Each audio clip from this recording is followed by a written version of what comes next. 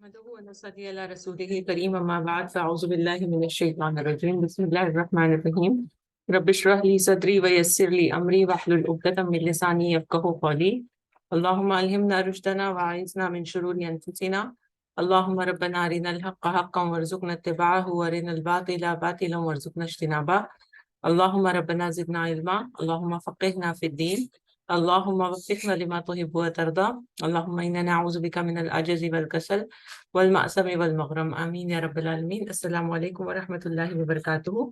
امید ہے آپ تمام صحت و ایمان کی بہترین حالت میں ہوں گی۔ اللہ تعالیٰ ہم سب کو توفیق دے کہ اللہ تعالیٰ ہمارے اندر صبر پیدا کرے، ہمارے گناہوں کو معاف کرے، اللہ تعالیٰ ہم کو صحیح فیصلے لینے والا بنائے اپنی زندگیوں میں، ہماری زندگیوں میں برکت دے، اور ہم سب کو توفیق دے کہ جو ہم سن رہے ہیں اس کے اوپر ہم عمل کریں۔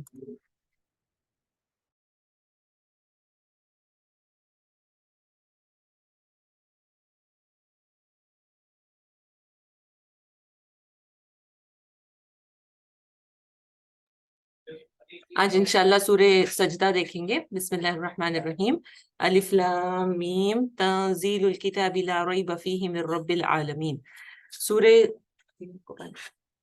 سورہ سجدہ جو ہے، الف لام میم سجدہ، یہ پارہ نمبر 21 میں سورہ نمبر 32، نبی اکرم صلی اللہ علیہ وسلم جس طرح سورہ ملک پڑھے بغیر رات میں نہیں سوتے تھے، اسی طرح سورہ سجدہ بھی اسی میں، مطلب بیڈ ٹائم ریچولز میں تھی آپ صلی اللہ علیہ وسلم کے، کہ آپ صلی اللہ علیہ وسلم سورہ تبارک اور سورہ سجدہ یہ دونوں پڑھے بغیر نہیں سوتے تھے۔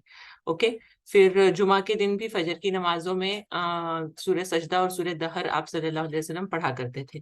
تو اس میں بھی یعنی جس طرح سورہ ملک میں بھی اپنے رب کی پہچان کروائی گئی ہے اور اللہ تعالیٰ کی مطلب تخلیق کی طرف اشارہ ہے، اور اس صورت کے اندر بھی ہم اسی طرح دیکھیں گے اللہ تعالیٰ کی بہت ساری نشانیوں کی طرف اشارہ کیا گیا اور اللہ کی پہچان کروائی گئی۔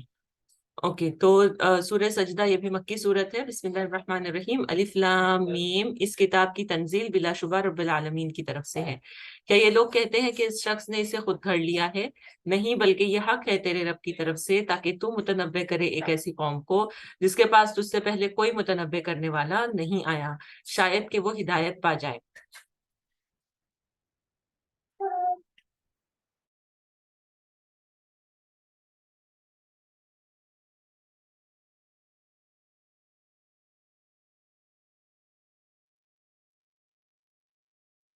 اعوذ باللہ من الشیطان الرجیم۔ کہ یہ لوگ کہتے ہیں کہ اس شخص نے اسے خود گھڑ لیا ہے، نہیں بلکہ یہ حق ہے تیرے رب کی طرف سے، تاکہ تو متنبع کرے ایسی قوم کو جس کے پاس تجھ سے پہلے کوئی متنبع کرنے والا نہیں آیا، شاید کہ وہ ہدایت پائیں۔ وہ اللہ ہی ہے جس نے آسمانوں اور زمین کو اور ان ساری چیزوں کو جو ان کے درمیان ہے 6 دنوں میں پیدا کیا، اور اس کے بعد عرش پر جلوہ فرما ہوا۔ اس کے سوا نہ تمہارا کوئی حامی و مددگار ہے، نہ کوئی اس کے آگے سفارش کرنے والا، پھر کیا تم ہوش میں نہ آؤ گے؟ وہ آسمان سے زمین تک دنیا کے معاملات کی تدبیر کرتا ہے، اور اس تدبیر کی روداد اوپر اس کے حضور جاتی ہے ایک ایسے دن میں جس کی مقدار تمہارے شمار کے 1000 سال ہے۔ یعنی یہاں سے اللہ تعالیٰ کے پاس جو یہ سمجھا جا سکتا ہے کہ ڈسٹینس کتنا ہے، ایک جگہ سے دوسری جگہ جانے کے لیے فرشتوں کو کتنا وقت لگتا ہے، 1000 سال کے برابر۔ اوکے، تو قرآن اور سنت دونوں میں بھی جو ہے، یعنی قیامت کے دن کے بارے میں آیا ہے کہ وہ ایک دن 50,000 سال کے برابر ہوگا، اور فرشتے آسمان اور زمین کے بیچ جو آتے جاتے ان کا آنا جانا جو ہے وہ 1000 سال، جیسے زمین کے 1000 سال کے برابر ان کو لگ گیں گے اگر وہ اتنا ڈسٹینس ہے، یعنی اگر ہم یہاں سے وہاں جانے کی کوشش کریں تو 1000 سال لگیں گے۔ اوکے، اب سوچیں کہ فرشتے کتنا کوئکلی موو ہوتے ہیں ایک جگہ سے دوسری جگہ نا، جیسے ہم آگے 30ویں پارے میں دیکھیں گے کہ سوئفٹلی، بہت تیزی سے ایک جگہ سے دوسری جگہ جانے والے، ایسے فرشتوں کی بھی اللہ تعالیٰ نے قسم کھائی ہے۔ تو فرشتوں کو اتنا ٹائم نہیں لگتا، 1000 ایئرس نہیں لگتے، یہ تو ہمارے اندازے کے لیے کہ کتنا ڈسٹینس ہے تم اس پر سے سمجھ لو کہ تم اگر چلو گے تو 1000 سال تم کو لگے گی۔ اوکے، تم اگر یہاں سے وہاں جانے کی کوشش کرو گے تو یہ زمین سے ہمارے آسمان سے اللہ تعالیٰ تک 7ویں آسمان تک پہنچنے کا ڈسٹینس 1000 ایئرس۔ اوکے، وہی ہے ہر پوشیدہ اور ظاہر کا جاننے والا، زبردست اور رحم کرنے والا۔ جو چیز بھی اس نے بنائی خوب بنائی، الذی احسن کل شیء، ہر چیز اللہ تعالیٰ نے خوبصورت بنائی، اس لیے اللہ تعالیٰ کی کسی بھی چیز کے اوپر ہم انگلی نہ اٹھائے، تنقید نہ کریں. اس نے انسان کی تخلیق کی ابتدا گارے سے کی، پھر اس کی نسل ایک ایسی سچ سے چلائی جو حقیر پانی کی طرح کا ہے. بیسیکلی حضرت آدم علیہ السلام کو مٹی سے پیدا کیا گیا، ٹھیک ہے، اور اس کے بعد میں پھر جو اب جو انسان دنیا کے اندر آتے بھی ہیں تو وہ ایک مطلب گندے پانی سے بن کر پھر آتے ہیں. پھر اس کو نکسک سے درست کیا. لیکن یہ تو صرف انسان کو اپنی پہچان، اپنی یاد دلانے کے لیے کہ تمہاری حقیقت کیا ہے. لیکن اللہ تعالیٰ نے جو بنایا انسان کو وہ بالکل پرفیکٹ بنایا، ٹھیک ہے. یعنی ہر طرح کی کمی بیشی سے اللہ تعالیٰ نے اس کو پاک رکھا، جو ایک پرفیکٹ نمونہ بنایا. ہماری انگلیاں 5 ہی کیوں ہیں، 6 کیوں نہیں رکھی؟ ان کی پوزیشنز ایسی کیوں رکھی، کوئی اور طرح سے کیوں نہیں؟ تو یا چہرے کے اندر 2 ہی آنکھیں کیوں ہیں، 3 کیوں نہیں ہے؟ یا پھر یہ ٹینٹیکلز کے جیسے یعنی اینٹینا کے جیسی آنکھیں نکلی ہوئی کیوں نہیں ہے ہماری اوپر کی طرف، تاکہ ہم اس کو لمبا چھوٹا کر کے دیکھ لے سکتے. تو یعنی جیسے مینڈک ہوتے ہیں یا پھر دوسرے جو جانور ہوتے ہیں کچھ، یا پھر کوئی کارٹونز کے اندر جو ڈیزائنر رہتے ہیں وہ بتاتے ہیں کہ اتنی بڑی بڑی سی آنکھیں ہیں اور سر کے اوپر کی سائڈ میں لگی ہوئی ہے. کچھ عجیب عجیب کریشنز جو بتاتے ہیں نا. تو ہم کسی بھی کریشن کو دیکھ لیں، یعنی جو خاص طور پہ انسان نے جس کو ڈیزائن کیا ہوگا انسان کی سوچ کے مطابق، وہ کہیں سے بھی خوبصورت نہیں نظر آئیں گی، وہ ایک عجیب چیز ہی نظر آئے گی. اوکے، تو ہاں اس میں مطلب کوئی بیلنس نہیں دکھے گا اس کے اندر. جیسے اس دن روبوٹس کی بات کیے تھے، ہماری گرپس اللہ تعالیٰ نے کیسی دی ہوئی ہے نا. تو اچھا، اگر ہم کو اللہ تعالیٰ صرف ایسے اسکیلیٹن جیسا ہی رکھتے تو سارے انسان صرف اسکیلیٹن جیسے، ہڈی مڈی جس کو کہتے ہیں، بس ویسے رہتے تو ہاں، تو اس کے اندر صرف آنکھیں لگا دیتے تو کتنا عجیب دکھتے نا، مطلب ہم کتنے ہولناک دکھتے. لیکن اللہ تعالیٰ نے ہمارے اوپر نہ صرف گوشت رکھا، مسلس رکھے، سکن رکھی، اس میں کلر دیا، اس میں سافٹنس رکھا. ایسا نہیں ہے کہ بہت سارے بال ہے بدن کے اوپر جیسے بندروں کے ہوتے ہیں. بندر بھی تو ہے جو تھوڑی بہت ساخت انسان جیسی ہے، لیکن اللہ تعالیٰ نے ان کو کیسا بنایا ہوا ہے، ان کے اوپر پورے بدن کے اوپر بال ہیں اور 4 پیروں پر چلتے ہیں، 2 پیروں پر چلتے ہیں، الگ الگ ٹائپ کے. انسان کو اللہ سبحانہ تعالیٰ نے بالکل پرفیکٹ بنایا، جسمانی طور پر، دماغی طور پر. اور سب سے اہم چیز کیا دی اللہ تعالیٰ نے ہم کو، جو جانوروں سے ہم کو نمایاں کرتی. دماغ بہت سارے جانوروں کو بھی ہے، دماغ بہت سارے جانوروں کو بھی ہے جو انسان سے کے جیسا مطلب وہ کرے گے، کریٹیکل انالیسس وہ بھی کر سکتے، بہت کچھ ہے ایسے جانور. اوکے، لیکن سب سے اہم چیز کیا ہے جو بالکل الگ ہے انسان کے اندر؟ علمہ البیان. بیان، ہم ایکسپلین کر سکتے اپنی باتوں کو، ہم اپنی فیلنگز کو، اپنی ایموشنز کو زبان سے بیان کر سکتے، بول سکتے، رائٹ. تو یہ چیز اللہ تعالیٰ نے انسان کے اندر رکھی کہ انسان بول سکتا ہے، بات کر سکتا ہے، اس میں کوئی کمی بیشی اللہ نے کسی طرح کی بھی نہیں رکھی. اور اس کے اندر اپنی روح پھونک دی. اور سب سے اہم چیز یہ کہ ہر انسان کے اندر اللہ تعالیٰ نے یعنی اپنی روح میں سے پھونکا ہوا ہے، اللہ تعالیٰ کی تخلیق ہے، ٹھیک ہے. تو ہم نے کیا کرنا ہے، ان تمام اعضاء کو جو اللہ تعالیٰ نے ہم کو نعمت کے طور پر دیے، انعام کے طور پر دیے. دنیا میں ایسے بھی ہے نا کہ جن کو یہ صلاحیتیں نہیں ملی ہے وہ انسان، لیکن وہ دیکھ نہیں سکتے، وہ سن نہیں سکتے، وہ بول نہیں سکتے، یا ہاتھ نہیں ہے، یا پیر نہیں ہے، اوکے، یا کوئی اندرونی اعضاء جو ہے ان کے وہ مکمل نہیں ہے، جس کی وجہ سے وہ ہمیشہ بیمار رہتے یا ایسے. تو اللہ تعالیٰ سے ہم نے یہ دعا مانگتے رہنا چاہیے عافیت کی، کہ اللہ تعالیٰ تو نے ہم کو بہت اچھا بنایا، تو نے سکھ سے درست کیا، پاک کیا، ہمارے اندر کوئی کمی نہیں رکھی. اللہم عافنی فی بدنی، اس بدن کو ایسے ہی عافیت میں رکھ، حفاظت میں رکھ. اللہم عافنی فی سمعی، میری سماعت کو، میری سننے کی طاقت کو عافیت میں رکھ. اللہم عافنی فی بصری، میری دیکھنے کی طاقت کو عافیت میں رکھ، اس میں کوئی نقصان نہ ہو. لا الہ الا انت، تیرے سوا کوئی معبود نہیں، کوئی نہیں کر سکتا یہ تمام چیزیں عطا کرنا، ٹھیک ہے. تو نبی اکرم صلی اللہ علیہ وسلم ایک اور دعا کیا کرتے تھے، اللہم متعنی فی سمعی، یعنی ان چیزوں کو صرف عافیت میں رکھ کے کیا اس سے پھر بری چیزیں دیکھیں، بری چیزیں سنیں، اس بدن کو برے کاموں کے اندر لگائیں؟ نہیں، اس سے فائدہ بھی اٹھائیں. ہم یہ بھی دعا اللہ سے کریں کہ ہماری آنکھیں، ہماری دیکھنے کی طاقت، ہماری بولنے کی طاقت، ہمارے جسم کی طاقت کچھ اچھے پروڈکٹیو کام میں لگے، ٹھیک ہے، اس سے فائدہ ہو. تو آپ سے ہم دعا کیا کرتے تھے، اللہم متعنی بسمعی، اللہ مجھے میری سماعت اور بصارت سے فائدہ پہنچا، بسمعی و بصری، واجعلہما الوارث منی، اور یہ ان دونوں کو میرا وارث بنا دے. وارث کیا ہوتا ہے؟ جو پیچھے، یعنی جس کو جو بعد میں رہنے والی، یعنی اس کا یہ مطلب نہیں کہ ہم اس کو ڈونیٹ کر رہے ہیں، مطلب یہ کہ ان چیزوں سے جو کچھ بھی میں سیکھوں تو اس سے میرا ان کے ذریعے سے جو میں نے کام کیے ہوں گے وہ میرے لیے صدقہ جاریہ بن جائے، ٹھیک ہے، اور جب تک کہ بھی زندگی باقی رکھے تو یہ میرے پاس رہے، یعنی میں اندھا بہرا گونگا نہ بنوں. اوکے، وانصرنی علی من یظلمنی، اور مجھے نصرت بخش اس پر جو مجھ پر ظلم کرتا ہے، وخذ منہ بثأری، اور اس سے میرا بدلہ لے لے. اللہ تعالیٰ تو اس سے میرا بدلہ لے لے. تو اللہ تعالیٰ جب اگر کوئی ظالم سے بدلہ لے گا تو سوچیں کہ کیا وہ ظالم کچھ نقصان پہنچا سکے گا، یا ظالم کبھی فائدہ اٹھا سکے گا اپنے آپ سے؟ یعنی اپنا معاملہ میں تیرے سپرد کرتا ہوں. تو اللہ تعالیٰ ہم سب کو توفیق دے کہ ہم اللہ سے مانگے اپنی سماعت اور بصارت اور ان تمام چیزوں کی عافیت اور اس سے فائدہ اٹھانے کی توفیق. آمین. تو اللہ تعالیٰ فرماتے ہیں کہ اور تم کو کان دیے، آنکھیں دی اور دل دیے، تم لوگ کم ہی شکر گزار ہوتے ہو. کیا اب ان چیزوں کی شکر گزاری کریں گے؟ ہم کریں گے کہ اللہ تعالیٰ ان چیزوں کی شکر گزاری کریں گے جو اللہ تعالیٰ نے ہم کو دی؟ کان اور آنکھیں اور دل دیے تو اللہ تعالیٰ کی شکر گزاری کریں گے. اور یہ لوگ کہتے ہیں جب ہم مٹی میں رل مل چکے ہوں گے تو کیا ہم پھر نئے سرے سے پیدا کیے جائیں گے؟ اصل بات یہ ہے کہ یہ اپنے رب کی ملاقات کے منکر ہیں. ان سے کہو موت کا وہ فرشتہ جو تم پر مقرر کیا گیا ہے تم کو پورا کا پورا اپنے قبضے میں لے لے گا اور پھر تم اپنے رب کی طرف پلٹا لائے جاؤ گے.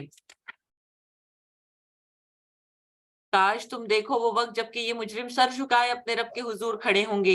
اس وقت یہ کہہ رہے ہوں گے، اب ذرا امیجن کریں قیامت کا منظر، ٹھیک ہے، تو کیا کہیں گے؟ اے ہمارے رب، ہم نے خوب دیکھ لیا اور سن لیا، اب ہمیں واپس بھیج دے تاکہ ہم نیک عمل کریں، ہمیں اب یقین آ گیا ہے. اب سب کچھ دیکھنے کے بعد تو ہم کو یقین آ گیا کہ ہاں یہ چیزیں سچ میں ہونا ہے. ہم تو سمجھتے تھے کہ نہیں آئے گی کبھی قیامت، ہم سمجھتے تھے کہ نہیں ہوگا یہ سب کچھ، ہم کو لگتا تھا کہ اگر نہیں ہوا ہم تو دنیا کے نقصان میں پڑ جائیں گے، اسی لیے ہم نے دنیا کمائی تھی. لیکن اب ہم کو یقین آ گیا، اب ہم نے سب کچھ دیکھ لیا کہ یہ سب کچھ حقیقت ہے، ہم کو دوبارہ بھیج دے. لیکن ان کو جواب میں کیا کہا جائے گا؟ اگر ہم چاہتے تو پہلے ہی ہر نفس کو اس کی ہدایت دے دیتے. یعنی اس طرح کی حقیقتوں کا مشاہدہ کروا کے، تجزیہ کروا کے اللہ تعالیٰ ہدایت دینا اللہ کے لیے بہت آسان تھا، ہے نا. لیکن امتحان اسی چیز میں ہے نا کہ اللہ تعالیٰ نے شروعات میں سورہ بقرہ میں ہم کیا پڑھتے ہیں؟ الذین یؤمنون بالغیب، اندیکھے ایمان لے کر آؤ، بنا دیکھے. تم کو صرف انفارمیشن دی جا رہی ہے اللہ کی طرف سے، اس کے رسول کی طرف سے، اینڈ بلیو اٹ. تو یہ تمہارا ایمان ہی تم کو جنت دلائے گا، ٹھیک ہے. یہ تمہارا ایمان ہی تم کو، کہ تم بنا دیکھے اس کے اوپر یقین رکھ رہے ہو، تم کو اللہ کی محبت اور اس کی خوشنودی عطا کروائے گا. مگر میری وہ بات پوری ہو گئی جو میں نے کہی تھی کہ میں جہنم کو جنوں اور انسانوں سے بھر دوں گا. بس اب چکھو مزہ اپنی اس حرکت کا کہ تم نے اس دن کی ملاقات کو فراموش کر دیا. تم نے بھلا دیا تھا قیامت کے دن کو اور آج کی ملاقات کو. ہم نے بھی اب تمہیں فراموش کر دیا ہے. اللہ تعالیٰ ہمیں فراموش نہ کرے قیامت کے دن، ہمیں نہ بھلائے. اللہ ہم کو یاد رکھے، ہماری طرف دیکھے، ہم سے بات کرے، ہم کو پاک کرے. پھر ان سے کہا جائے گا چکھو ہمیشہ کے عذاب کا مزہ اپنے ان کرتوتوں کے بدلے میں جو تم کر رہے تھے. ہماری آیات پر تو وہ لوگ ایمان لاتے ہیں جنہیں یہ آیات سنا کر جب نصیحت کی جاتی ہے تو سجدے میں گر پڑتے ہیں. جب اللہ تعالیٰ کی آیات سنائی جاتی تو ان کو انٹرسٹ رہتا ہے اس بات کو سننے میں، اور وہ اتنی محبت کرتے ہیں ان آیات سے کہ جب اللہ تعالیٰ کا نام آتا ہے، یہ باتیں آتی ہے، تو وہ اللہ کے شکر کے لیے سجدے میں گر جاتے ہیں. آیت سجدہ ہے، سجدہ کریے.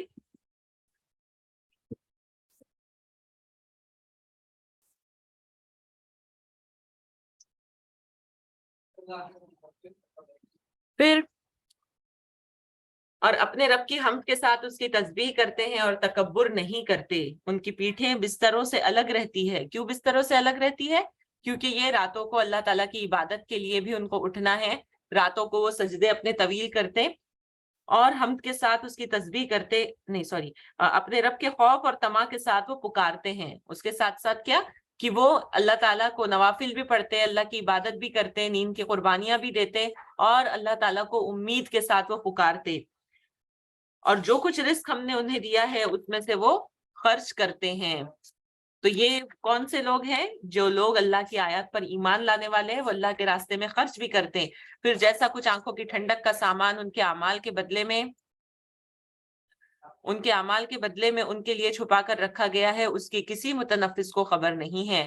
بھلا کہیں یہ ہو سکتا ہے کہ جو انسان مومن ہو وہ اس انسان کی طرح ہو جائے جو فاسق ہو، جو گناہ گار ہو؟ یہ دونوں برابر نہیں ہو سکتے.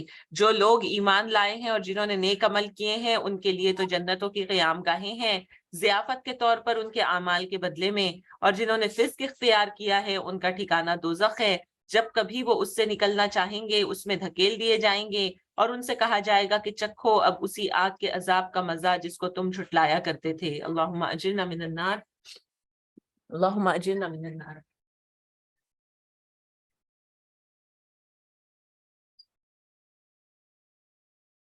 اس برے عذاب سے پہلے ہم اسی دنیا میں کسی نہ کسی چھوٹے عذاب کا مزہ انہیں چکھاتے رہیں گے، شاید کہ اپنی باغیانہ روش سے باز آ جائیں. یعنی وہ جہنم میں جانے سے پہلے بھی، عذاب اکبر سے پہلے، جہنم کے عذاب سے پہلے ان کو عذاب ادنا یعنی دنیا کا چھوٹا عذاب، اوکے، یہاں پر اللہ تعالیٰ دیتے رہیں گے. جیسے کوئی سخت بیماری میں ہو گیا، یا پھر لوگوں کی قریب ترین لوگوں کی موت ہو گئی، یا لڑائیاں ہیں، یا دوسری بلائیں ہیں، ٹھیک ہے. اور مطلب ایسی اب جیسے کرونا اور یہ چیزیں آئی تھی جس کے اندر صرف کوئی ایک گھر متاثر نہیں ہوا، بہت سارے لوگ اس کے اندر متاثر ہوئے. یہ سب کچھ اللہ تعالیٰ کیوں دیتے ہیں؟ کہ تاکہ انسان غور و فکر کرے، تاکہ انسان جھکے، تاکہ انسان اللہ تعالیٰ کے سامنے گھٹنے ٹیکے اور اپنی بے بسی کو اللہ کے سامنے بیان کرے کہ ہم بے بس ہے اور تو قادر ہے، تو بادشاہ ہے، تو ہر چیز کر سکتا. ہم بھول گئے تھے یہ تمام چیزیں اور ہم نے اپنی سرکشی میں زندگی گزار رہے تھے. تو اللہ تعالیٰ اسی لیے دنیاوی تکلیفیں جو دیتا ہے اسی وجہ سے دیتا، رائٹ. اللہ تعالیٰ آگے فرماتے ہیں، اور اس سے بڑا ظالم کون ہوگا جسے اس کے رب کی آیات کے ذریعے نصیحت کی جائے اور پھر وہ ان سے منہ پھیر لے. ایسے مجرموں سے تو ہم انتقام لے کر رہیں گے. اس سے پہلے ہم موسیٰ علیہ السلام کو کتاب دے چکے ہیں، لہٰذا اسی چیز کے ملنے پر تمہیں کوئی شک نہ ہونا چاہیے. اس کتاب کو ہم نے بنی اسرائیل کے لیے ہدایت بنایا تھا، اور جب انہوں نے صبر کیا اور ہماری آیات پر یقین لاتے رہے تو ان کے اندر ہم نے ایسے پیشوا پیدا کیے جو ہمارے حکم سے رہنمائی کرتے تھے. یقیناً تیرا رب قیامت کے دن ان باتوں کا فیصلہ کرے گا جن میں بنی اسرائیل باہم اختلاف کرتے رہے ہیں. اور کیا ان لوگوں کو ان تاریخی واقعات میں کوئی ہدایت نہیں ملی کہ ان سے پہلے کتنی قوموں کو ہم ہلاک کر چکے ہیں جن کے رہنے کی جگہوں میں آج یہ چلتے پھرتے ہیں. اس میں بڑی نشانیاں ہیں، کیا یہ سنتے نہیں ہیں؟ وہ کیا ان لوگوں نے اور کیا یہ لوگ اس کے منتظر اور کیا ان لوگوں نے یہ منظر کبھی نہیں دیکھا کہ ہم ایک بے آب و گیا زمین کی طرف پانی بہا لاتے ہیں؟ آیت نمبر 27 چل رہی ہے سورہ سجدہ، اوکے. تو اللہ تعالیٰ فرماتے ہیں کہ جیسے جو ریگستان یعنی جو بارش نہیں ہوتی تب پوری زمین سوکھی ہوئی ہوتی ہے، اور اللہ تعالیٰ جب بارش برساتے تو اس کو نہیں دیکھتے کہ کیسی سوکھی ہوئی زمین پر جب پانی آتا ہے اور پھر اسی زمین سے فصل اگاتے ہیں جس سے ان کے جانوروں کو بھی چارہ ملتا ہے اور یہ خود بھی کھاتے ہیں. تو کیا انہیں کچھ نہیں سوچتا؟ یہ لوگ کہتے ہیں یہ فیصلہ کب ہوگا؟ اگر تم سچے ہو ان سے کہو فیصلے کا دن ایمان لانا ان لوگوں کے لیے کچھ بھی فائدہ مند نہ ہوگا جنہوں نے کفر کیا اور پھر ان کو کوئی مہلت نہیں ملے گی. اچھا انہیں ان کے حال پر چھوڑ دو اور انتظار کرو، یہ بھی منتظر ہیں. یعنی جو کچھ بھی انسان کو فائدہ دے گا وہ کیا چیز فائدہ دے گا؟ جیسے ہوتا ہے نا کہ ایگزام جس دن ہے، اب تو اصل تو دنیا مطلب دین کے معاملے میں تو یہ ہے کہ ہمارا ایگزام ہال یہ ہے اور رزلٹ وہ ہے. اچھا کوئی بندہ اگر بولے کہ رزلٹ والے دن ہاں مجھے اب سب سمجھ میں آ گیا، میں نے پڑھنا چاہیے تھا، آج میں پیپر لکھتا ہوں اور آج ہی مجھے رزلٹ دے دو، اوکے، تو یہ ممکن ہوتا ہے؟ نہیں ممکن ہے نا. تو اسی طریقے سے دنیا کے اندر جب اس کو موقع ملا تھا، جب اس کو موقع ملا تھا کہ وہ پڑھائی کرے، جب اس کو موقع ملا تھا کہ وہ کوشش کرے، اپنے آپ کو تیار کرے ایگزام کے لیے، اور ایگزام کے اندر بھی اس نے کوئی زیادہ اچھا کوئی کارنامہ نہیں انجام دیا، تو پھر کیا فائدہ ہوگا اس کو؟ صرف رزلٹ والے دن اگر اقرار کر کے کوئی فائدہ نہیں ہوگا سوائے اس کے کہ وہ فیل ہو جائے، رائٹ. تو اللہ اب یہ فیلئر، دنیا کا فیلئر، یہاں پر مواقع مل جائیں گے دوبارہ سے اٹیمپٹ کرنے کے، لیکن قیامت میں وہ موقع نہیں ملنے والا کہ جب ایک بار مر گئے بات ختم ہوگی، اب دوبارہ دنیا میں نہیں آنا ہے، دوبارہ دنیا میں آ کے اپنے آپ کو درست کرنا نہیں ہے.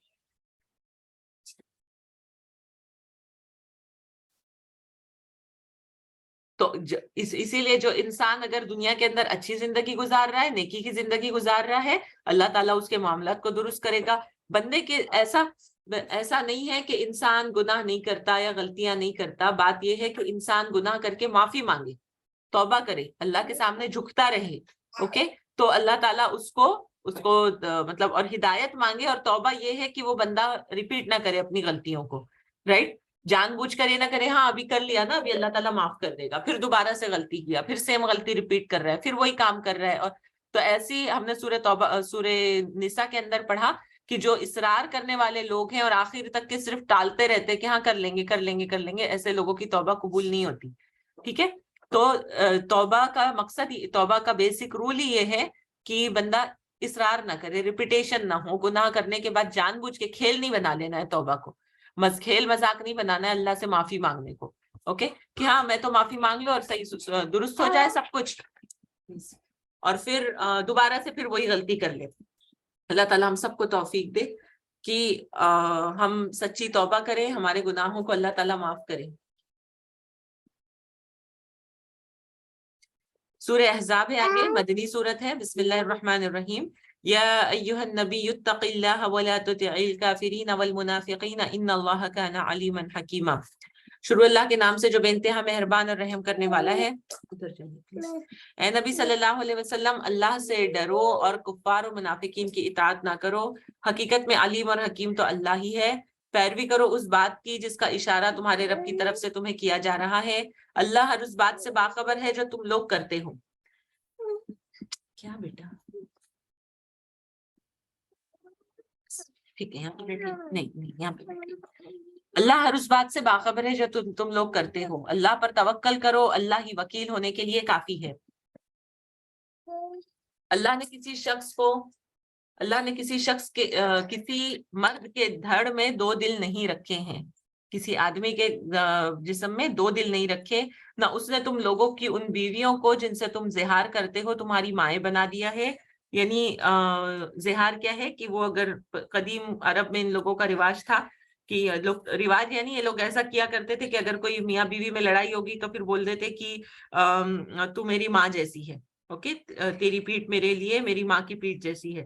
پھر اس کے بعد اگر غلطی سے بھی منہ سے نکل گئی تو یہ سمجھا جاتا تھا کہ اب یہ جو عورت ہے اب اس کے لیے حرام ہو گئی.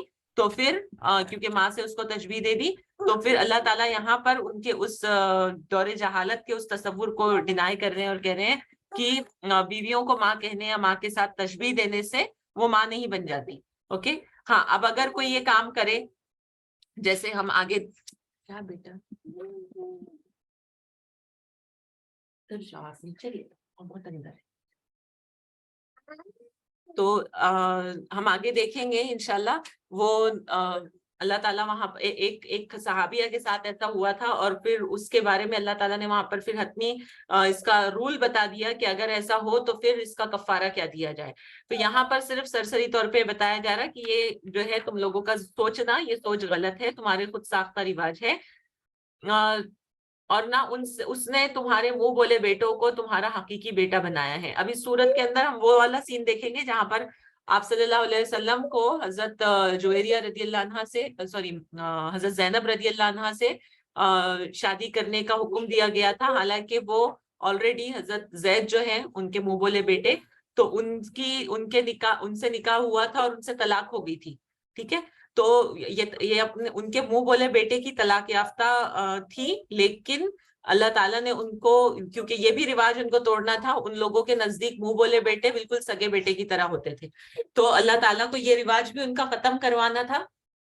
تو آپ صلی اللہ علیہ وسلم کو ہی پھر یہ بھی قدم اٹھانا پڑا اللہ تعالیٰ کے حکم سے. آپ صلی اللہ علیہ وسلم جانتے تھے کہ یہ چیز آئے گی، وہ پریشان بھی تھے کہ اب لوگ یعنی کتنا اس کا اور وہ بنائیں گے، سین کریٹ کریں گے. تو اس کا یہاں پر آگے کے اس میں ذکر آئے گا. اللہ تعالیٰ فرماتے ہیں کہ تمہارے منہ بولے بیٹوں کو تمہارے حقیقی بیٹے کے جیسا نہیں مان سکتے، تم وہ حقیقی بیٹا نہیں ہے. یہ تو وہ باتیں ہیں جو تم لوگ اپنے منہ سے نکالتے ہو، مگر اللہ وہ بات کہتا ہے جو حق پر مبنی ہے اور وہی صحیح طریقے کی طرف رہنمائی کرتا ہے. منہ بولے بیٹوں کو ان کے باپوں کی نسبت سے پکارو، یعنی اگر کسی کو گود لے بھی رہے ہیں کوئی بچے کو یا بچی کو، تو اس کے نام کے ساتھ میں اس کے جو اوریجنل فادر ہے اسی کا نام رہے گا، یعنی جو بایولوجیکل فادر ہے اسی کا نام رہے گا. یہ اللہ کے نزدیک زیادہ منصفانہ بات ہے. اور اگر تمہیں معلوم نہ ہو کہ ان کے باپ کون ہے تو وہ تمہارے دینی بھائی اور رفیق ہے. یعنی زبردستی اب نہیں پتا چل رہا اگر کہ ان کا خاندان کا کون یہ ہے، کس خاندان سے ہے، تو زبردستی کا کسی اور کی طرف لانے کی ضرورت نہیں. یعنی دینی بھائی ہے بس، وہ ان کا کوئی بھی آپ نام رکھ دو اور وہ کافی ہے. نادانستہ جو بات تم کہو اس کے لیے تم پر کوئی گرفت نہیں ہے، لیکن اس بات پر ضرور گرفت ہے جس کا تم دل سے ارادہ کرو. یعنی انجانے میں اگر کوئی بات نکل جائے تو اس کے اوپر اللہ تعالیٰ نہیں پکڑے گا، لیکن جو جان بوجھ کے دلوں کے ارادوں کے ساتھ اگر کوئی کام کیا جائے، ٹھیک ہے، تو اللہ تعالیٰ ضرور اس کی پوچھ کرے گا. اللہ درگزر کرنے والا، رحم کرنے والا ہے. بلا شبہ نبی تو اہل ایمان کے لیے ان کی اپنی اہل ایمان کے لیے ان کی اپنی ذات پر مقدم ہے، اور نبی کی بیویاں ان کی مائیں ہیں، مگر کتاب اللہ کی روح سے عام مومنین و مہاجرین کی یہ بنسبت رشتہ دار ایک دوسرے کے زیادہ حقدار ہیں. البتہ اپنے رفیقوں کے ساتھ تم کوئی بھلائی کرنا چاہو تو کر سکتے ہو، یہ کتاب الہی میں لکھا ہوا ہے. اور اے نبی صلی اللہ علیہ وسلم یاد رکھو اس عہد و پیمان کو جو ہم نے سب پیغمبروں سے لیا ہے، تم سے بھی، اور نوح علیہ السلام اور ابراہیم علیہ السلام اور موسیٰ اور عیسیٰ ابن مریم علیہ السلام سے بھی، سب سے ہم پختہ عہد لے چکے ہیں تاکہ سچے لوگوں سے ان کا رب ان کی سچائی کے بارے میں سوال کرے. اور کافروں کے لیے تو اس نے دردناک عذاب مہیا کر ہی رکھا ہے. یعنی اللہ تعالیٰ صرف عہد کر کے نہیں کر رہے سوال کرنے والا، بلکہ کہ کہاں تک پابندی کی یعنی اللہ تعالیٰ اس کے لیے مواقع بھی فراہم کرتا ہے، اور اللہ تعالیٰ ویسا مطلب ماحول بھی عطا کیا اللہ تعالیٰ نے کہ جو بات کروانی تھی اس کے لیے اس نے، جیسے ہم سب سے پوچھا گیا کہ تمہارا رب کون ہے، تو ایسا نہیں ہوا کہ رب کی پہچان زمین پر نہیں دی. اللہ سبحانہ وتعالیٰ نے ہر چیز میں اللہ تعالیٰ نے اپنی پہچان عطا کر دی. پھر اے لوگوں جو ایمان لائے ہو، یاد کرو اللہ کے احسان کو جو ابھی ابھی اس نے تم پر کیا ہے. یہاں سے جو ہے آگے 2 رکوع جو ہم آگے پڑھیں گے، تو نبی اکرم صلی اللہ علیہ وسلم جب بنی قریظہ سے فارغ ہو چکے تھے، ٹھیک ہے، اس کے بعد مطلب ان 2 رکوعوں میں نا غزوہ احزاب اور غزوہ بنی قریظہ کے واقعات پر تبصرہ کیا گیا ہے. ٹھیک ہے، تو دونوں غزوات کی تفصیلات ہم کو دھیان میں رہنی چاہیے. یعنی غزوہ احزاب کیا تھا، جس کو غزوہ خندق بھی کہا جاتا، کہ جس کے اندر سب کے سب اب تک کے یہ ہوتا تھا کہ جتنے غزوے ہوئے تھے وہ کسی ایک جگہ پر جمع ہو کر دونوں طرف سے مسلمان اور دشمنوں نے آمنے سامنے آ کر پھر ایسے ان کی طرف سے مطلب لڑائیاں ہوئی. لیکن غزوہ احزاب یہ تھا کہ جس کے اندر یعنی دو انسیڈنٹس پہلے یہ ہوئے تھے کہ یہودیوں کے 2 قبیلوں کو آپ صلی اللہ علیہ وسلم نے مدینہ سے نکالا تھا، ٹھیک ہے، اور وہ بھی ان کی شرارتوں کی وجہ سے ہی وہ کیا گیا تھا. تو اب ان کو بہت زیادہ غصہ تھا آپ صلی اللہ علیہ وسلم کے اوپر، آلریڈی تو یہ تھے ہی، چڑھتے ہی تھے، دشمن ہی تھے، لیکن اب جب کہ ان کو دربدر کر دیا گیا، ان گھروں سے ان کے نکالا گیا، یعنی کہ کیونکہ بہت زیادہ فتنہ وہ مچا رہے تھے وہاں پر، تو آپ صلی اللہ علیہ وسلم نے ان کو وہاں سے نکال دیا. تو اس پر انہوں نے چھڑ کر کیا کیا کہ جتنے دشمن تھے آل اوور عرب، آپ مسلمانوں کے جتنے دشمن تھے سب قبیلوں کو ایک ساتھ جمع کیا، اور اچھی خاصی یعنی قریش کے تو سردار تھے ہی، پھر مکہ کے جو لوگ تھے وہ تو تھے ہی، ان کے علاوہ بھی جہاں جہاں پر بھی لوگوں کو یہ برائیاں مسلمانوں کے خلاف تھی ان سب کو جمع کر کے پھر اس میں مدینہ پر چڑھائی کی ان لوگوں نے. تو اب کیا ہوا کہ یہ موقع نہیں ملا کہ مسلمان کسی ایک جگہ آئے اور پھر ڈیفینڈ کرے، بلکہ اب انہوں نے ان کے مسلمانوں کے گھروں پر حملہ کیا ایک طرح سے نا.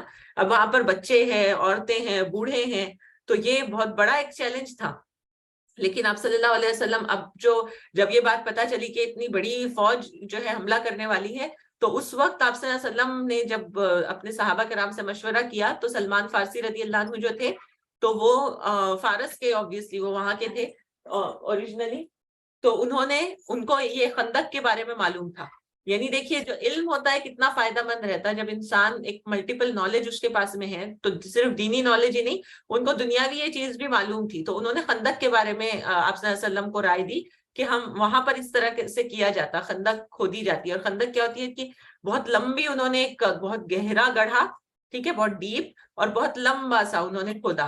اب کبھی اگر آپ کو اپنے گھروں کے آس پاس میں جیسے ہوتا ہے نا میونسپل کارپوریشن سے کبھی نالیاں کھدواتے ہیں یا پھر پائپ لائن ڈالنے کے لیے گڈھے کھولتے، تو اس وقت ذرا یاد کرے وہ موقع کہ آپ صلی اللہ علیہ وسلم اور صحابہ کرام نے ہاتھوں سے یہ چیز کی تھی، کھودی تھی. ان کے پاس کوئی ہتھیار نہیں تھے ایسے، یعنی کوئی ایکسکیویٹرز نہیں تھے یا پھر نکالنے کے لیے بڑی بڑی کوئی مشینیں نہیں تھی، ہاتھوں سے یہ کام کر رہے. اور وہ جو زمین ہے وہ پتھریلی زمین ہے مدینہ کی، اوکے، یعنی زمین کے نیچے اچھے خاصے پتھر ہے، تو پتھر پھوڑنا کتنا بھاری کام ہوتا ہے.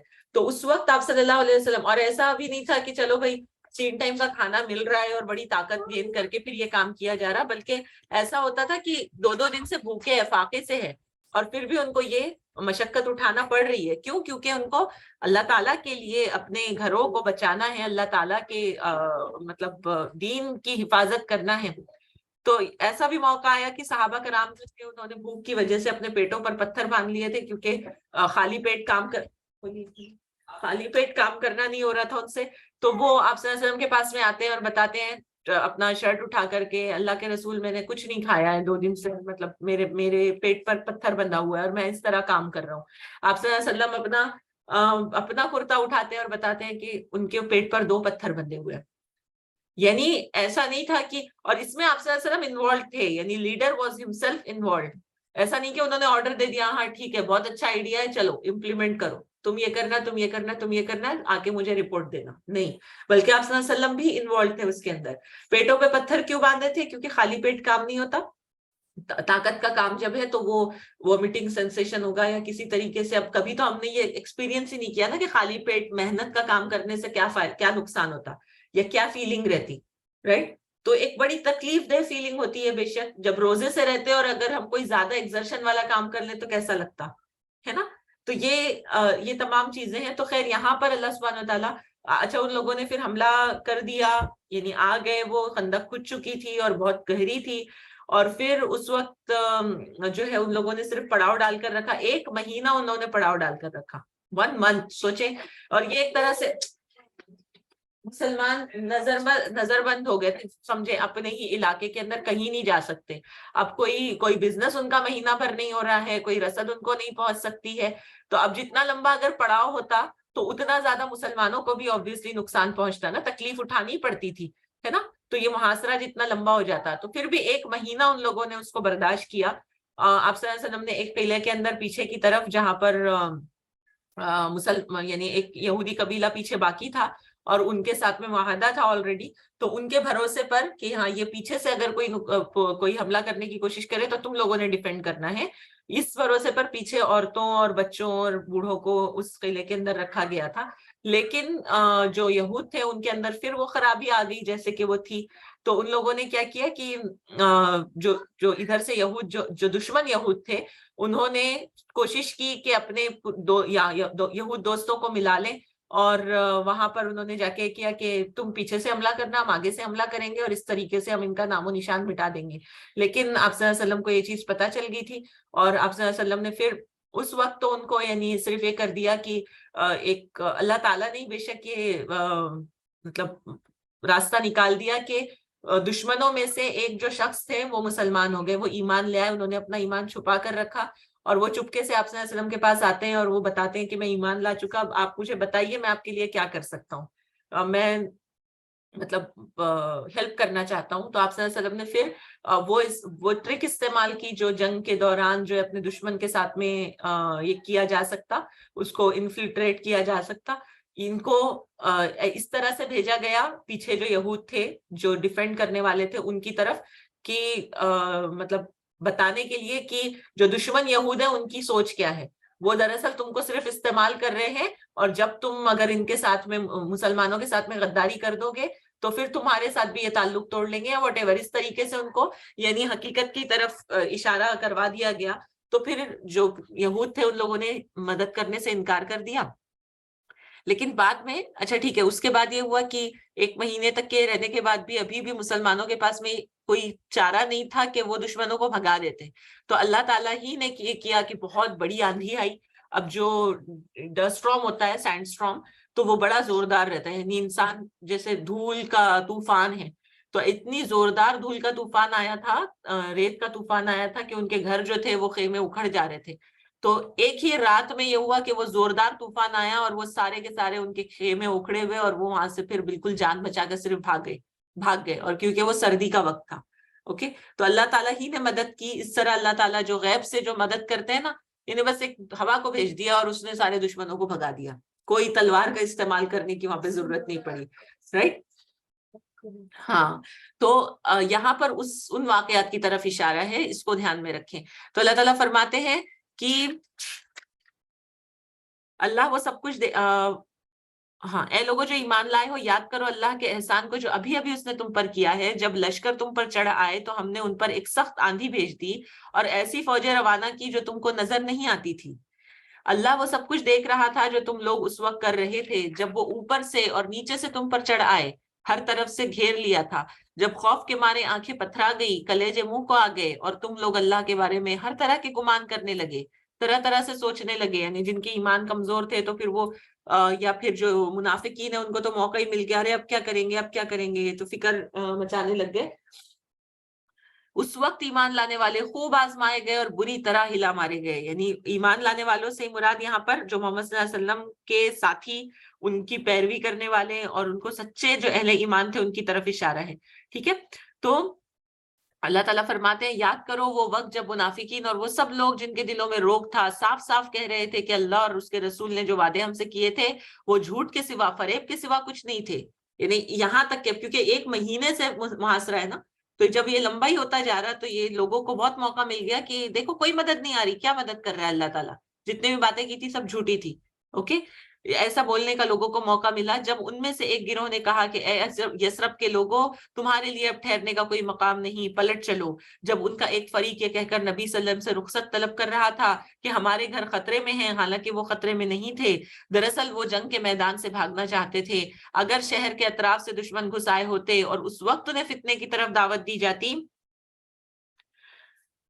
تو یہ اس میں جا پڑتے اور مشکل ہی سے انہیں شریک فتنہ ہونے میں کوئی تعامل ہوتا. یعنی اگر دشمن اگر چڑھائی کر دیتا، یعنی اب تو خندق کی وجہ سے رکے ہوئے تھے نا، اگر یہ ڈائریکٹلی حملہ کر دیتے تو منافقین تو عین ممکن تھا کہ ان کو معلوم تھا کہ اچھا اب تو بالکل مرنے کی حالت میں ہے تو بالکل کافروں کی طرف سے ہو جاؤ، ہم تو تمہارے ساتھ تھے. وہ تو یہی بولتے تھے نا، اسی لیے تو انہوں نے بیچ کی رائے اختیار کی ہوئی تھی. وہ ادھر کافروں کو بھی خوش رکھتے تھے، ادھر کلمہ گوئے بول کر مسلمانوں کو بھی ٹھنڈا رکھتے تھے کہ ہاں ہم تو تمہارے ساتھ ہی، ہم تو مسلمان ہیں. اوکے، تو جب کہ ادھر جہاں سے فائدہ ملے وہاں سے فائدہ اٹھا لو. اللہ تعالیٰ ایسی فطرت سے اور ایسے دلوں سے، مطلب مرض شدہ دلوں سے ہم کو بچائے. تو اللہ تعالیٰ فرماتے ہیں ان لوگوں نے اس سے پہلے اللہ سے عہد کیا تھا کہ یہ پیٹ نہ پھیریں گے، اور اللہ سے کیے ہوئے عہد کی باز پرس تو ہونی ہی تھی.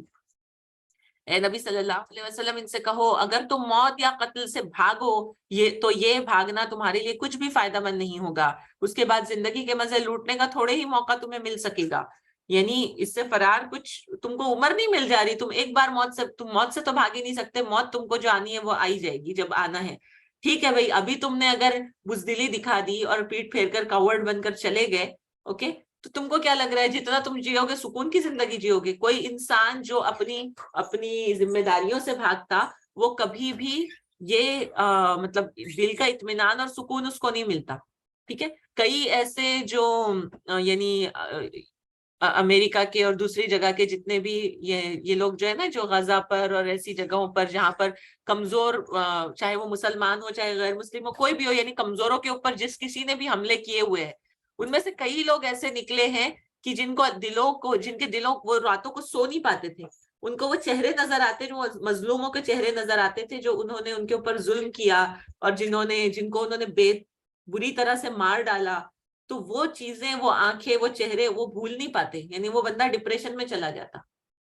تو وہ ایسا نہیں ہے کہ بندہ اگر اپنی کاورڈنس سے وہ جگہ چھوڑ کے بھاگ جائے، جنگ کا میدان چھوڑ کے بھاگ جائے، نہیں میں تو مر جاؤں گا، تو وہ پیچھے خوشحالی زندگی نہیں گزار سکتا. اس کو معلوم ہے کہ اس نے کتنا بڑا جرم کیا ہوا ہے اور اس کا نفس اس کو کبھی سکون سے بیٹھنے نہیں دے گا. تو اللہ تعالیٰ یہی چیز بتا رہے ہیں یہاں پر کہ اگر تم مطلب نکل بھی جاؤ وہاں سے تو تم کو کوئی تھوڑا ہی موقع ملے گا سکون کی زندگی گزارنے کا، زندگی کے مزے لوٹنے کا تھوڑا ہی موقع تمہیں ملے گا. ان سے کہو کون ہے جو تمہیں اللہ سے بچا سکتا ہو اگر وہ تمہیں نقصان پہنچانا چاہے، اور کون اس کی رحمت کو روک سکتا ہے اگر وہ تم پر مہربانی کرنا چاہے. اللہ کے مقابلے میں یہ لوگ کوئی حامی اور مددگار نہیں پا سکتے. اللہ تم میں سے ان لوگوں کو خوب جانتا ہے جو جنگ کے میدان میں رکاوٹیں ڈالنے والے ہیں، جو اپنے بھائیوں سے کہتے ہیں کہ آؤ ہماری طرف، جو لڑائی میں حصہ لیتے بھی ہیں تو بس نام گنانے کے لیے، جو تمہارا ساتھ دینے میں سخت بخیل ہیں. خطرے کا وقت آ جائے تو اس طرح دیدے پھرا پھرا کر تمہیں دیکھتے ہیں جیسے کسی مرنے والے پر غشی طاری ہو رہی ہو، مگر جب خطرہ گزر جاتا ہے تو یہی لوگ فائدوں کے حریص بن کر کینچی کی طرح چلتی ہوئی زبانیں لیے تمہارے استقبال کو آ جاتے ہیں. یعنی جب مال جمع کرنے کی بات آتی، مال غنیمت کی بات آتی، تو برابر ان کو اپنا حصہ یاد آ جاتا. یہ لوگ ہرگز ایمان نہیں لائے، اسی لیے اللہ نے ان کے سارے اعمال ضائع کر دیے، اور ایسا کرنا اللہ کے لیے بہت آسان ہے. یہ سمجھ رہے ہیں یہ سمجھ رہے ہیں کہ حملہ آور گروہ ابھی گئے نہیں ہیں، اور اگر وہ پھر حملہ آور ہو جائیں تو ان کا جی چاہتا ہے کہ اس موقع پر یہ کچھ صحرا میں بدوؤں کے درمیان جا بیٹھیں اور وہیں سے تمہارے حالات پوچھتے رہیں، تاہم اگر یہ تمہارے درمیان رہے بھی تو لڑائی میں کم ہی حصہ لیں گے۔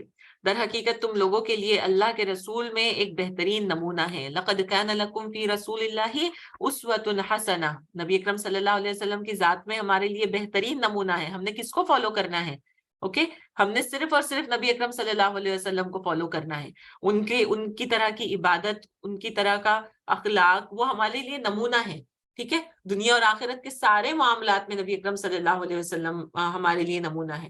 اوکے، تو ہم نے یہ دیکھنا ہے کہ ہم آپ صلی اللہ علیہ وسلم کی محبت کا کیا صرف زبانی اظہار کرتے، یا پھر ہم سنتوں کو فالو کر کے ان کی محبت کا اظہار کرتے، کیونکہ جس سے محبت رہتی ہے اس کے طریقے کو فالو کرنا آسان رہتا ہے نا، رائٹ؟ تو ہمارے لیے ہم کتنی باتیں ہیں کہ آپ صلی اللہ علیہ وسلم نے فرمایا نماز مجھ سے سیکھ لو، ٹھیک ہے، جس طرح تم مجھے دیکھ رہے ہو ویسی نماز پڑھو۔ حج کے معاملے میں آپ صلی اللہ علیہ وسلم نے کہا کہ مجھ سے سیکھ لو، اوکے، حج کے ارکان احکام مجھ سے سیکھ لو۔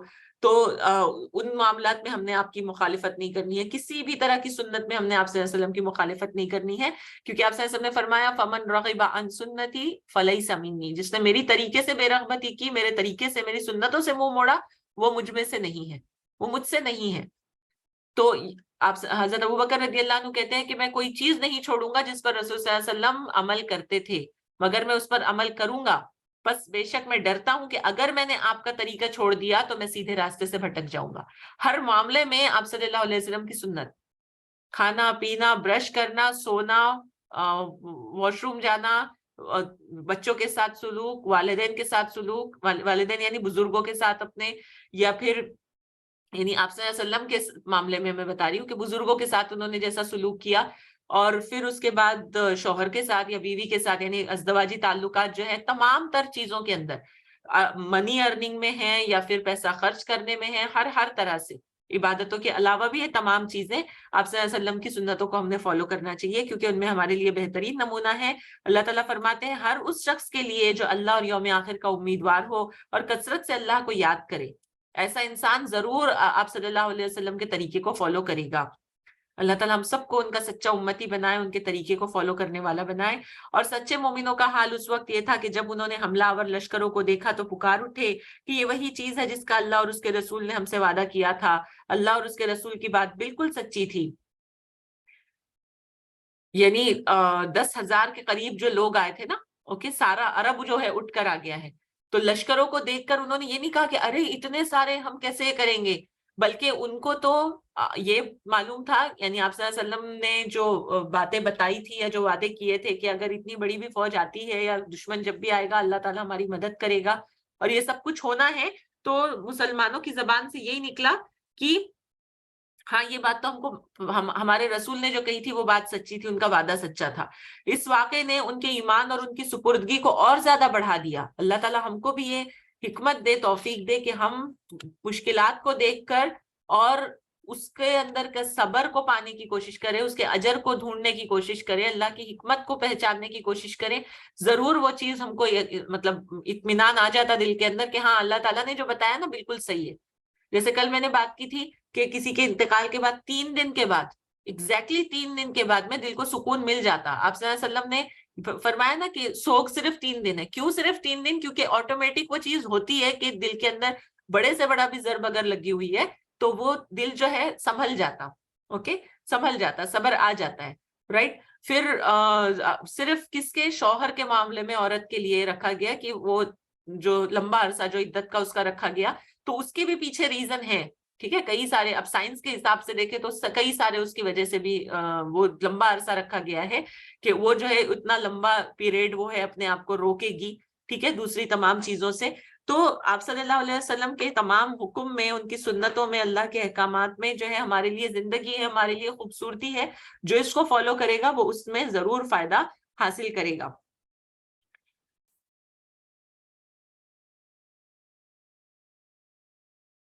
اوکے، تو ایمان لانے والوں میں ایسے لوگ موجود ہیں جنہوں نے اللہ سے کیے ہوئے عہد کو سچا کر دکھایا ہے. ان میں سے کوئی اپنی نظر پوری کر چکا اور کوئی وقت آنے کا منتظر ہے. یعنی عام اس میں کیا جا رہا کہ کوئی تو اللہ کی راہ میں جان دے چکا اور کوئی جو ہے اپنے خون کا نذرانہ پیش کرنے کے لیے یعنی اللہ کے راستے میں اپنے آپ کو ختم کر دینے کے لیے بھی وہ خوشی خوشی سے تیار ہے.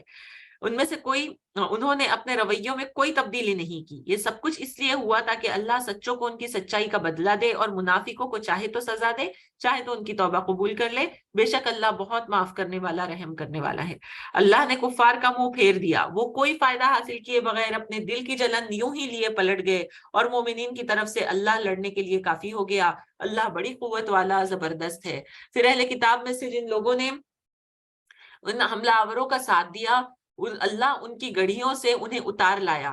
اب جو پیچھے بات ہوئی تھی نا کہ جو یعنی بنی قریظہ جو تھے ٹھیک ہے تو ان کے بارے میں بات ہو رہی ہے. جب یہاں سے یہ نپٹ گئے یعنی اب یہ صبح کے وقت یہ بھاگ گئے سارے ٹھیک ہے سارے دشمن جو تھے وہ بھاگ گئے تو آپ صلی اللہ علیہ وسلم نے پھر بھی صحابہ کرام سے کہا کہ نہیں ابھی ٹھہرنے کا ٹائم نہیں ہے بالکل اب نہیں رکیں گے ابھی ہتھیار نہیں رکھنا ہے ابھی اپنے ہاتھوں میں ہتھیار رکھو. اب جو ہے وہ پیچھے بنی قریظہ سے ان کا حساب نپٹانا ہے کہ انہوں نے اتنی بڑی غداری کی سوچی بھی کیسے.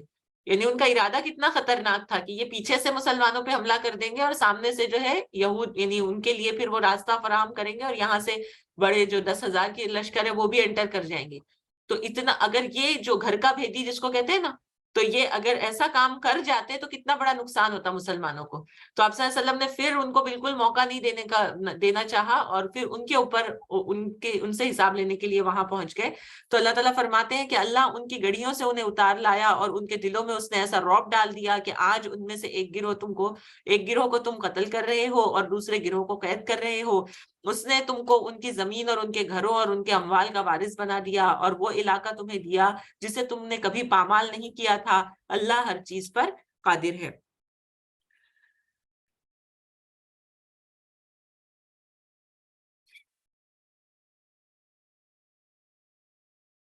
اوکے تو آگے جو ہے پھر یہ اسی مطلب آپ صلی اللہ علیہ وسلم کی اب ازدواجی زندگی کے بارے میں تھوڑی سی بات آتی ہے کہ حضرت عمر رضی اللہ عنہ کی ایک جو بیٹی تھی حضرت حفصہ وہ آپ صلی اللہ علیہ وسلم کے نکاح میں تھی رائٹ. حضرت ابوبکر رضی اللہ عنہ کی بیٹی ہے حضرت عائشہ وہ ان کے نکاح میں ہے. اوکے تو اس طریقے سے جلیل القدر صحابہ کرام ہیں اور ان کی بیٹیاں آپ صلی اللہ علیہ وسلم کی زوجہ محترمہ ہیں. اب لیکن ان کو بھی اللہ سبحانہ وتعالی یہاں پر ہمارے لیے بہت سارے اس میں سبق ملیں گے سورہ احزاب کے اندر. اللہ تعالیٰ دیکھیے ان لوگوں سے بھی کہہ رہے ہیں. اب ہوا یہ تھا اس کے بارے میں ایک بیک گراؤنڈ آتا ہے کہ آپ صلی اللہ علیہ مطلب ایک بار حضرت عمر رضی اللہ عنہ ان کے گھر پر آئے آپ صلی اللہ علیہ وسلم کے اور دیکھا کہ آپ صلی اللہ علیہ وسلم کی ازواج آپ کے گرد بیٹھی ہوئی ہیں اور آپ صلی اللہ علیہ وسلم خاموش ہیں. آپ صلی اللہ علیہ وسلم نے حضرت عمر کو خطاب کر کے فرمایا کہ یہ میرے آس پاس جو بیٹھی ہے جیسا کہ تم دیکھ رہے ہو یعنی جو ازواج مطہرات کو یہ مجھ سے خرچ کے لیے روپے مانگ رہی ہے. یعنی یہ کہہ رہی ہے کہ پاکٹ منی ہماری بڑھا دیجئے. میں عام زبان میں کہہ رہی ہوں ٹھیک ہے کہ ہم کو خرچ کے لیے پیسہ دیجئے کچھ ہم کو کچھ چاہیے ہمارے پرسنل اخراجات کے لیے. اس پر دونوں جو صاحب یعنی حضرت عمر اور حضرت ابوبکر دونوں بھی یہ تھے نا تو دونوں نے بھی اپنی بیٹیوں کو ڈانٹا اور ان سے کہا کہ تم رسول صلی اللہ علیہ وسلم کو تنگ کرتی ہو اور وہ چیز مانگتی ہو جو آپ صلی اللہ علیہ وسلم کے پاس نہیں ہے. یعنی تم کو تو پتا ہے کہ ان کا کوئی سورس آف انکم نہیں ہے اور یہ جو کچھ بھی کر رہے یعنی اللہ کے نبی ہے اور یہ دنیاوی معاملات کے اندر اس طریقے سے انہوں نے اپنے آپ کو نہیں رکھا ہوا تو تم ان کی حالت دیکھتے ہوئے کیسے ان کے اوپر انفورس کر سکتی ہو. تو یہاں پر مطلب اللہ تعالیٰ اسی کی طرف اشارہ کر رہے ہیں آگے کی آیت میں کہ آیت نمبر 28 میں اے نبی صلی اللہ علیہ وسلم اپنی بیویوں سے کہو اگر تم دنیا اور اس کی زینت چاہتی ہو تو آؤ میں تمہیں کچھ دلا کر بھلے طریقے سے رخصت کر دوں. تم کو دنیا چاہیے ٹھیک ہے میں تم کو رخصت کر دیتا ہوں چھوڑ دیتا ہوں یعنی تم کو طلاق دے دو اور اگر تم اللہ اور اس کے رسول اور دار آخرت کی طالب ہو تو جان لو کہ تم میں سے جو نیکوکار ہیں اللہ نے ان کے لیے بڑا اجر مہیا کر رکھا ہے. سبحان اللہ. تو یعنی جب شوہر اگر نیک ہے اور دین کی خدمت کر رہے ہیں اور اس کے ساتھ ساتھ یعنی اپنی پوری ذمہ داریاں جتنی وہ کر سکتے اتنی پوری نبھانے کی کوشش کر رہے تو یہاں سے ہم کو یہ پتا چلتا ہے کہ عورت کی یہ ذمہ داری ہے کہ وہ صبر سے رہے کیونکہ وہ دیکھ رہی ہے سچویشن کہ شوہر کے اوپر کتنا برڈن ہے کتنا سٹریس میں ہے کتنے پریشر میں ہے اور پھر اس کے بعد بھی اگر وہ صرف اپنی بیجا خواہشات سامنے رکھتی جائے یا پھر ان کو اریٹیٹ کرتی جائے کہ آپ ایسا نہیں کرتے، آپ ایسا نہیں کرتے، آپ کی تو انکم کم ہے، آپ میرے لیے کچھ نہیں یہ کرتے ہیں، یا پھر میری ضرورتوں کو پورا نہیں کرتے ہیں، تو دیکھتے جانتے بوجھتے اگر، اور خاص طور پہ وہ شخص جو دین کی خدمت کر رہا ہے اور اس وجہ سے وہ اتنا نہیں کر پا رہے، تو ایسی صورت میں بھی عورتوں کو خیال رکھنے کے لیے کہا گیا کہ تم اگر یہاں پر ان کے ساتھ صبر کرو گے، اللہ تعالیٰ تم کو اجر جنت کا دے گا، ایسا اجر دے گا کہ تم وہاں پر خوش ہو جاؤ گی. ٹھیک ہے، تم روز آخر پر ایمان رکھتی ہو نا، تو دنیا کی زندگی کی عیش و عشرت کو تم ترجیح مت دو. پھر اللہ تعالیٰ نے فرمایا نبی کی بیویوں تم میں سے جو کوئی صریح فحش حرکت کا ارتکاب کرے گی، یعنی اس کا بالکل بھی یہ مطلب نہیں ہے کہ معاذ اللہ ثم معاذ اللہ کسی ازواج مطہرات کی طرف اشارہ ہے. یہاں پر ان کو بتایا جا رہا ہے کہ آپ کی پوزیشن کیا ہے، کہ آپ کی ایک ہلکی سی چھوٹی سی مطلب ایکشن بھی یہ کیا ہے، پوری امت کی جو عورتیں ہیں ان کے لیے ایک سبق ہے. جس طرح ابھی ہم نے پڑھا نا کہ نبی اکرم صلی اللہ علیہ وسلم کی ذات میں ہمارے لیے نمونہ ہے، تو فیملی لائف میں یا پھر ایز اے بیوی، اوکے، ازواج مطہرات ہمارے لیے وہی پوزیشن رکھتی ہیں، کیونکہ آپ صلی اللہ علیہ وسلم نے تو ہر جگہ پر ہر چیز کا نمونہ بن کے بتایا نا، بس ایک وہ جگہ ہے جہاں پر بینگ وومن کیسی فیلنگس ہے یا کیا کرنا ہے، تو وہ نمونہ ازواج مطہرات ہمارے لیے ہے. ٹھیک ہے، تو اسی لیے اللہ تعالیٰ ان کو بالکل الرٹ کر رہے ہیں کہ تم عام عورتیں نہیں ہو. اوکے، نبی کی بیویوں تم میں سے جو کوئی صریح فحش حرکت کا ارتکاب کرے گی اسے دوہرا عذاب دیا جائے گا، اللہ کے یہ بہت آسان ہے. اور تم میں سے جو اللہ اور اس کے رسول صلی اللہ علیہ وسلم کی اطاعت کرے گی اور نیک عمل کرے گی اس کو ہم دوہرا اجر دیں گے، اور ہم نے اس کے لیے رزق کریم مہیا کر رکھا ہے. نبی کی بیویوں تم عام عورتوں کی طرح نہیں ہو، تمہارا کوئی بھی ایکشن، تمہاری کوئی ری ایکشن، تمہارے مطالبات یہ باقی عورتوں کو لگے گا اچھا وہ کر سکتی، جیسے جب نبی صلی اللہ علیہ وسلم نے کر کے دیا تو ہم کیوں نہ کریں. آج ہم یہی تو دلیل دیتے ہیں نا کہ، اور اس کی بنیاد کو ہم بھول چکے. ٹھیک ہے، ہم یہ کہتے ہیں کہ آپ صلی اللہ علیہ وسلم نے بھی تو جہیز دیا تھا حضرت فاطمہ کو. اوکے، تو وہاں ہم کو بنیادی چیزیں نہیں پتا، بیسک چیز نہیں پتا کہ کیوں دیا تھا، کیا ریزن تھا کہ حضرت علی رضی اللہ عنہ کو کچھ مال انہوں نے لینڈ کیا، انہوں نے کچھ دیا اور کہا کہ تم گھر کی چیزیں خرید لو، کیونکہ حضرت علی رضی اللہ عنہ کی بالکل بھی وہ مطلب وہ مالی طور پہ بہت کمزور تھے اس وقت.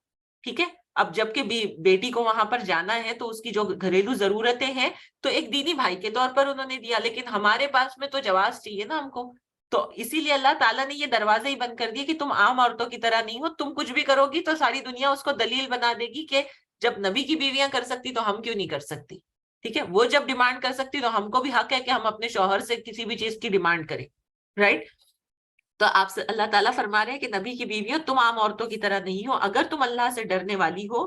اب اپنے لیے لیں یہ چیز کہ اللہ سے تقوی کرنے والی، فلا تخضعنا، تو دبی زبان سے بات نہ کیا کرو کہ دل کی خرابی کا مبتلا کوئی شخص لالچ میں پڑ جائے، بلکہ صاف سیدھی بات کرو. یعنی خاص کس کی طرف اشارہ کیا جا رہا کہ جب کسی، اب کیونکہ صحابیات کو بھی ازواج مطہرات کے پاس تو آپ صلی اللہ علیہ وسلم کے بعد میں بھی لوگوں نے آنا تھا، ہے نا، اور کتنی ساری ازواج مطہرات ہیں جن سے ہم کو حدیثیں ملتی ہے. حضرت عائشہ رضی اللہ عنہا کے پاس میں کیسے کیسے سوال لے کر آتے تھے صحابہ کرام، اوکے، پرسنل لائف کے سوالات لے کر آتے تھے.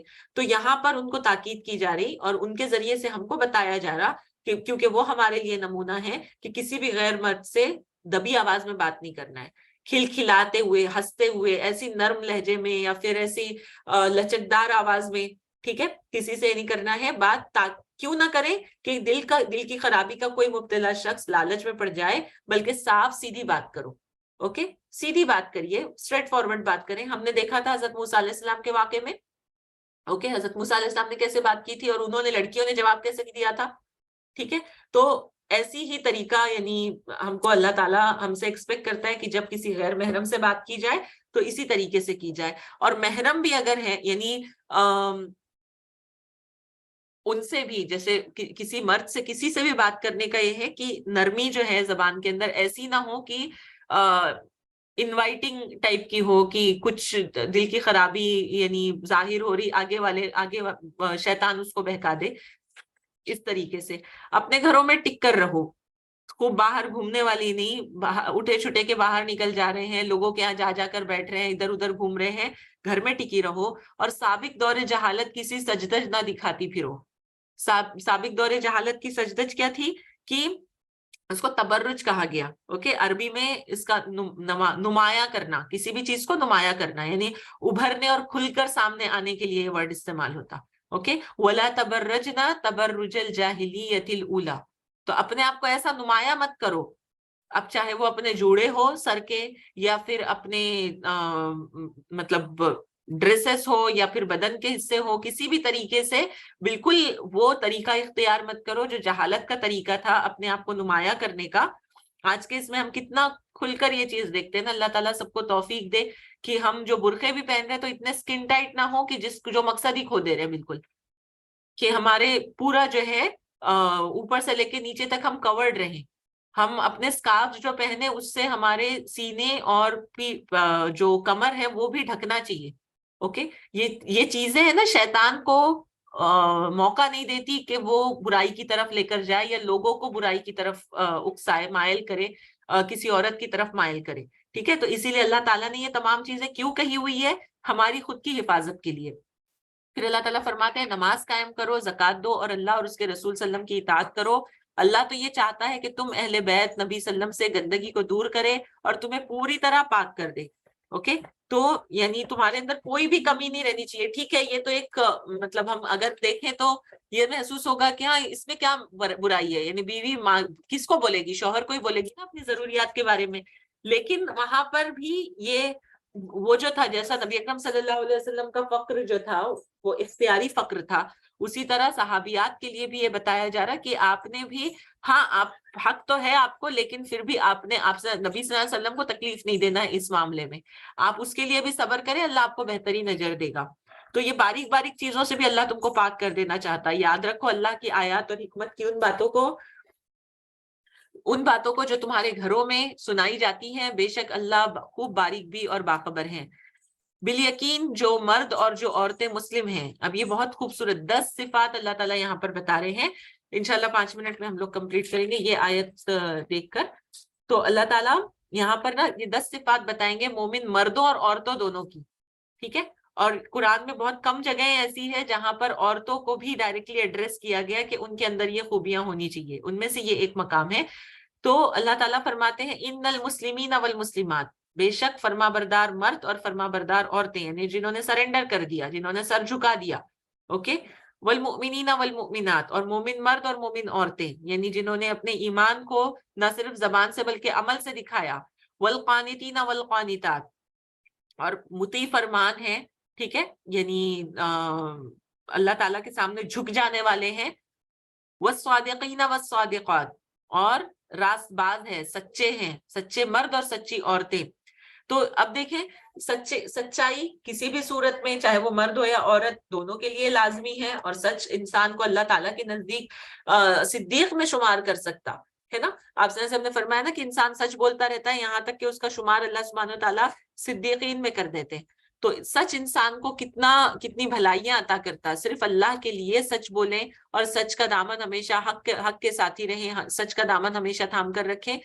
ایسے لوگ کو کے لیے کیا ہے آگے بتایا جائے گا. والصابرین والصابرات, صبر کرنے والے مرد اور صبر کرنے والی عورتیں. مشکلات میں صبر, پریشانیوں پر صبر, پھر کسی طرح کی نیکی پر صبر, برائیوں سے بچنے پر صبر.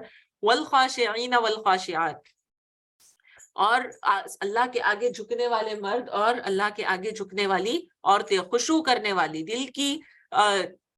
دل سے اللہ کے سامنے جھک گیا. اللہ تعالیٰ کی محبت اور اس کا رعب اور اس کی پہچان دل کے اندر ہے, اس وجہ سے اللہ تعالیٰ کی تکریم کرتا ہے, اللہ کی عزت اس لیے کرتا ہے کیونکہ وہ جانتا ہے کہ اللہ اس لائق ہے. یہ خشوع ہے. اوکے, اور خشوع علم سے ہی آ سکتا. والخاشعین والخاشعات والمتصدقین والمتصدقات, روزہ رکھنے والے مرد اور روزہ رکھنے والی عورتیں.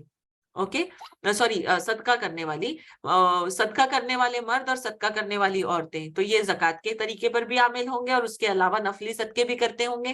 والصائمین والصائمات, روزہ رکھنے والے مرد اور روزہ رکھنے والی عورتیں.